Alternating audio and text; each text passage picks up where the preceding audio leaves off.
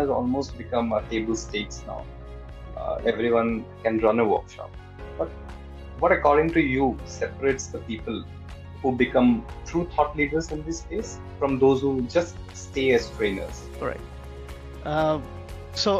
Again, this whole I got introduced to facilitation maybe about 10, 11 years ago through the International Association of Facilitators, IAF.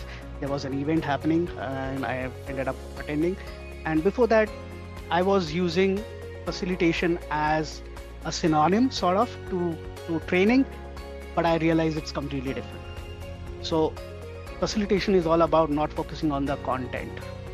The content is actually going to come from your audience. And that was quite a revelation.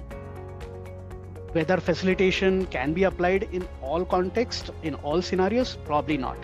So let's say if I'm going and actually giving a knowledge session on a certain topic, for example, and I'm just taking this as an example, there's a POSH session that's happening. I can't do facilitation so much there.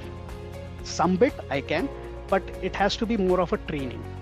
Facilitation to me is something which actually depends a lot on the facilitator, but at the core, the idea is whether I, as a facilitator, can create that psychological safety and an environment in the session, whether it is classroom or virtual, where people are sharing, and together as a team can we come to certain consensus. So typically in facilitation, the facilitator has to invoke or encourage divergent views, and also ensure that those divergent views converge somewhere.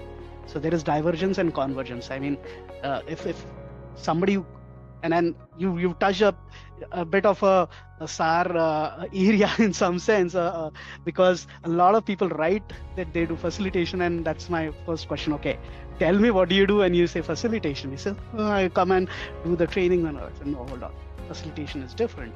Yes, it's a great adult learning tool if used the right way, if understood the right way and used the right way.